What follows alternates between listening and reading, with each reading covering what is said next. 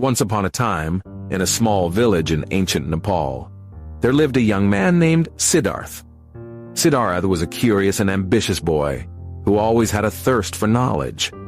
One day, he heard about a wise old Buddhist monk who lived on the outskirts of the village and was renowned for his profound teachings on the power of silence. Siddharth was intrigued and decided to seek out the monk to learn more. After a long and arduous journey, Siddharth finally reached the monastery where the monk resided. He was greeted by the serene and peaceful surroundings of the monastery, and he felt an immediate sense of calmness wash over him. He was welcomed by the monk, who invited him to sit down and share a cup of tea. Over tea, Siddharth asked the monk to explain the power of silence to him. The monk smiled and said, "Silence is the key to unlocking the mysteries of the universe. It is in the quiet moments that we can truly connect with ourselves and with the world around us." Siddharth was puzzled. "But how can silence have power?" he asked. "Isn't power all about being heard and making your voice heard?" The monk smiled and replied, "Power's not just about speaking. True power comes from within, from the peace and stillness of our own minds. When we are at peace with ourselves, we can achieve anything we set our minds to." The monk then shared a story with Siddharth. He said, "Long ago there was a great king who ruled over a vast empire. He was feared by all his subjects, for he was known to be a ruthless and cruel ruler. One day a wise sage came to the king and said, 'Your Majesty, there is great power in silence. If you can learn to harness this power, you will be able to rule with wisdom and compassion.'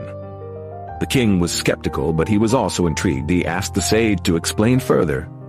The sage said, 'Your Majesty, when you are silent, you can listen to the voices of your people. You can hear their grievances, their hopes, and their fears. You can then use your power to address their concerns and make their lives better.' The king was moved by the sage's words, and he decided to give it a try. He began to listen more and speak less. He listened to the voices of his subjects, and he used his power to help them in any way he could. Over time, the king became known as a wise and just ruler. His subjects respected him and his kingdom prospered, all because he learned to harness the power of silence." Siddharth was inspired by the monk's story, and he realized that there was great wisdom in the power of silence. He decided to stay at the monastery and learn more from the monk. Over the next few weeks, Siddharth learned to meditate and quiet his mind. He learned to listen to the sounds of nature and to his own inner voice. He felt a sense of peace and clarity that he had never experienced before. One day, as he was sitting in meditation, Siddharth had a realization. He understood that the power of silence was not just about being quiet, but about listening deeply to the world around him. He realized that when he was silent, he could hear the voices of the universe speaking to him. He felt a sense of oneness with everything around him.